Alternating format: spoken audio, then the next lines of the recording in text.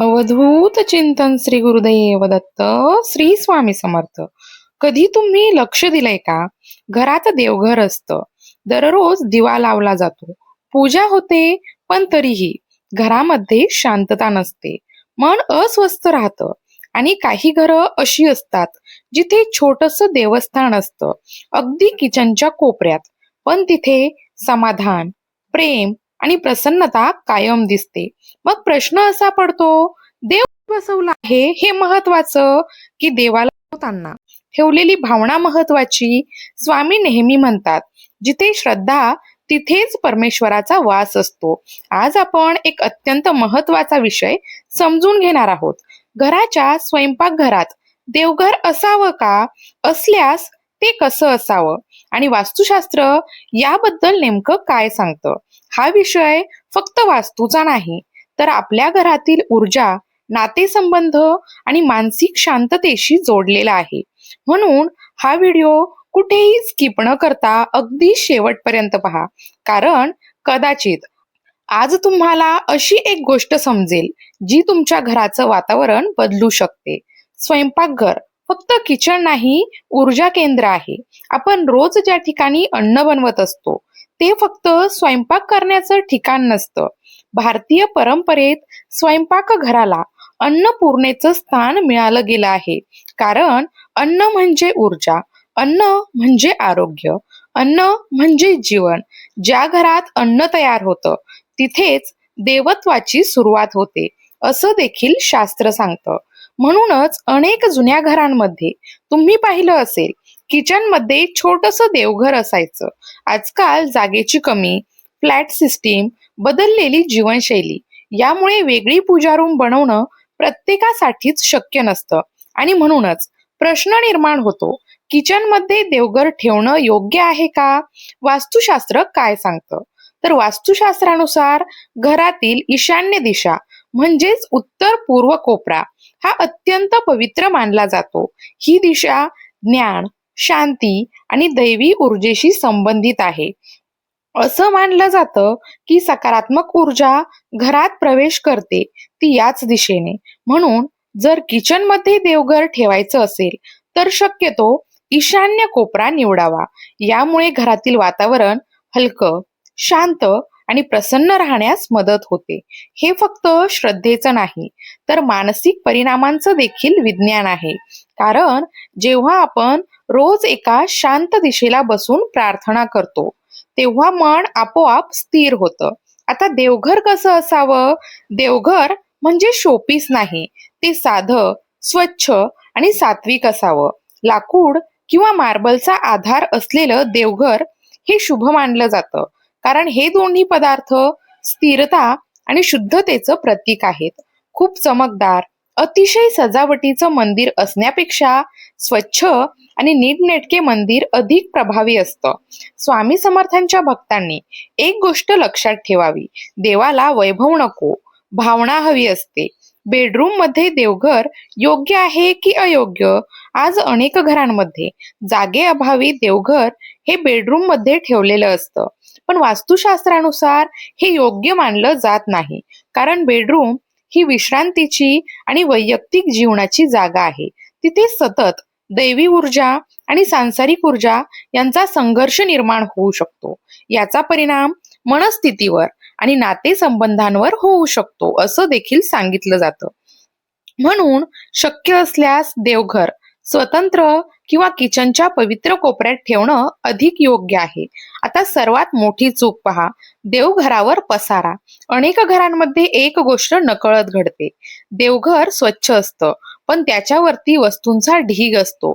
सुकलेल्या माळा, काडीपेट्या, जुनी पूजा सामग्री हे सर्व नकारात्मक ऊर्जा साठवतात असं मानलं जातं. देवघराच्या वरती कधीही सामान ठेवू नका. देवस्थान म्हणजे ऊर्जा केंद्र, ते मोकळं आणि स्वच्छ असणं आवश्यक आहे. मूर्ती आणि फोटो किती ठेवावेत? आपल्याकडे प्रेमाने लोक देवांच्या मूर्ती भेट देतात आणि नकळत देवघर भरून जातं. पण शास्त्र सांगतं एकाच देवाच्या अनेक मूर्ती किंवा फोटो ठेवू नयेत. यामुळे मन एकाग्र राहत नाही. देवघर हे संग्रहालय नसून ध्यानाचं स्थान आहे. कमी मूर्ती पण जास्त श्रद्धा हा सर्वोत्तम नियम आहे. खरा वास्तुदोष कोणता? आता एक महत्वाची गोष्ट, तुम्ही कदाचित अशी घरं पाहिली असतील, वास्तूचे सर्व नियम पाळलेले, पण घरात भांडणं, तणाव, अस्वस्थता आणि काही घरं जिथे वास्तूचा विचारही नाही, पण आनंद आणि एकजूट भरपूर असते. असं का होतं? कारण खरा वास्तुदोष भिंतींमध्ये नसतो, तो संवादामध्ये असतो. घरात सुसंवाद नसेल तर कोणतंही वास्तुशास्त्र शांतता देऊ शकत नाही. स्वामी समर्थांची शिकवणही हेच सांगते. प्रेम जपा, घर आपोआप पवित्र होतं. देवघरात मूर्ती कशा असाव्यात? आपण देवावर प्रेम करतो आणि त्या प्रेमातून अनेकदा देवघरात जास्तीत जास्त मूर्ती ठेवतो. पण शास्त्र एक वेगळीच गोष्ट सांगतं.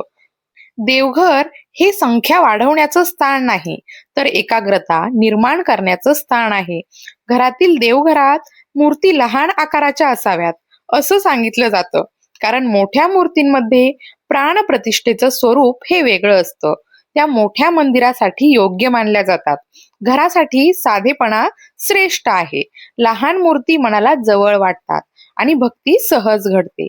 शिवलिंगाबद्दल विशेष नियम. अनेक भक्तांच्या मनात प्रश्न असतो, घरात शिवलिंग ठेवावं का? तर शास्त्र सांगतं ठेवू शकता, पण काही मर्यादा पाळणं आवश्यक आहे. घरातील शिवलिंग हे अंगठ्याच्या आकारा एवढं असावं. खूप मोठं शिवलिंग घरासाठी योग्य मानलं जात नाही, कारण त्याची पूजा नियमबद्ध आणि नियमित असणं आवश्यक असतं. आणखी एक महत्वाची गोष्ट, एकापेक्षा जास्त शिवलिंग घरात ठेवू नयेत. भक्तीमध्ये साधेपणा आणि सातत्य अधिक महत्वाचं असतं. सूर्यप्रकाश आणि देवघर. ज्या घरात सूर्यप्रकाश येतो त्या घरात नैसर्गिक सकारात्मकता निर्माण होते. देवघर अशा ठिकाणी असावं जिथे दिवसातून काही वेळ तरी सूर्यकिरण पोहोचतील. सूर्यप्रकाश फक्त उजेड देत नाही, तो वातावरणातील जडपणा कमी करतो, मनावरचा भार हलका करतो. म्हणूनच पूर्व दिशेकडून येणारा प्रकाश शुभ मानला गेला आहे. देवघरात काय ठेवू नये? काही गोष्टी नकळत आपण करतो, पण त्या टाळणं आवश्यक आहे. देवघरात चामड्याच्या वस्तू, चप्पल किंवा अशुद्ध वस्तू नेऊ नयेत. तसेच पूर्वजांचे फोटो देवघरात ठेवू नयेत. पूर्वजांविषयी आदर वेगळा आणि देवपूजा वेगळी. पूर्वजांविषयी आदर वेगळा आणि देवपूजा वेगळी. पूर्वजांचे फोटो दक्षिण दिशेला ठेवणं हे योग्य मानलं जातं. यामुळे ऊर्जेचा समतोल राखला जातो असं सांगितलं जातं. देवघर आणि बाथरूमचं अंतर. वास्तुशास्त्रानुसार देवघराच्या अगदी जवळ बाथरूम असणं टाळावं, कारण देवस्थान सात्विक ऊर्जा दर्शवतं. जर जागा कमी असेल तर कमीत कमी स्वच्छता आणि विभाजन राखणं अत्यंत आवश्यक आहे. स्वच्छता हीच सर्वात मोठी पूजा आहे, हे स्वामी समर्थांनी आपल्या जीवनातून दाखवलं आहे. पूजा करताना लक्षात ठेवायच्या गोष्टी पहा. दररोज सकाळी आणि संध्याकाळी या 2 वेळा ऊर्जा बदलण्याच्या मानल्या जातात. यावेळी दिवा लावणं, प्रार्थना करणं अत्यंत लाभदायक मानलं गेलं आहे. पूजा करताना घंटा वाजवावी.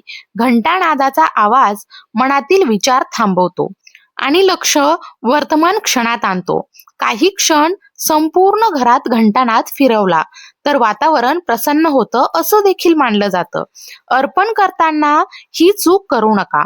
देवाला अर्पण करताना ताजेपणा महत्वाचा आहे.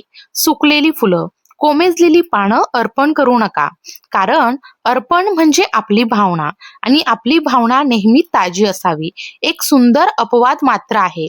तुळशीचं पान आणि गंगाजल हे कधीही शिळं मानलं जात नाही, म्हणून ते कधीही अर्पण केलं जाऊ शकतं. रात्री देवघर झाकण्यामागचं रहस्य पहा. ही गोष्ट अनेकांना माहीत नसते. रात्री झोपण्यापूर्वी देवघरावर पडदा टाकावा असं सांगितलं जातं. का? कारण रात्रीची वेळ विश्रांतीची मानली जाते. जसं आपण दिवसभरानंतर विश्रांती घेतो, तसंच देवस्थानाला देखील शांततेची भावना दिली जाते. हा नियम श्रद्धेपेक्षा भावनेशी जोडलेला आहे. देव झोपतो म्हणून नाही, तर आपण नम्रता शिकावी म्हणून. सकाळी स्नान केल्यानंतरच पडदा उघडावा, हा शुद्धतेचा संकेत आहे. प्रार्थना करताना दिशा. प्रार्थना करताना आपलं तोंड पूर्व किंवा उत्तर दिशेला असावं. या दिशांना ज्ञान आणि सकारात्मकतेची दिशा मानलं जातं. दिशा बदलली की मनाची अवस्था बदलते. हा अनुभव अनेकांनी घेतलेला आहे. आता एक सत्य मनापासून समजून घ्या. देवघर योग्य दिशेला असणं महत्वाचं आहे. पण त्यापेक्षाही महत्वाचं आहे घरातील मनांची दिशा. जर घरात राग, कटुता आणि अहंकार असेल, तर मोठं मंदिर देखील शांतता देऊ शकत नाही. पण जिथे प्रेम आहे, तिथे छोटासा दिवा देखील मंदिर बनतो. स्वामी समर्थांची शिकवण अत्यंत सोपी आहे. देव शोधू नका, देवत्व जाग करा. आजपासून एक छोटासा प्रयोग करा. देवघर मोठं करण्यापेक्षा मन थोडं शांत करा. पूजा जास्त करण्यापेक्षा कृतज्ञता वाढवा आणि रोज एकदा तरी मनापासून म्हणा, श्री स्वामी समर्थ. कदाचित तुमच्या घरातील ऊर्जा बदलायला इतकंसच पुरेसं असेल. जर ही माहिती तुम्हाला उपयोगी वाटली असेल, तर हा व्हिडिओ अशा व्यक्तींपर्यंत नक्की पोहोचवा, ज्यांच्या घरात देव आहे पण शांतता हरवली आहे. आपण पुन्हा भेटूया अशाच एका आध्यात्मिक विषयासह. तोपर्यंत भिवू नको, स्वामी सदैव पाठीशी आहेत.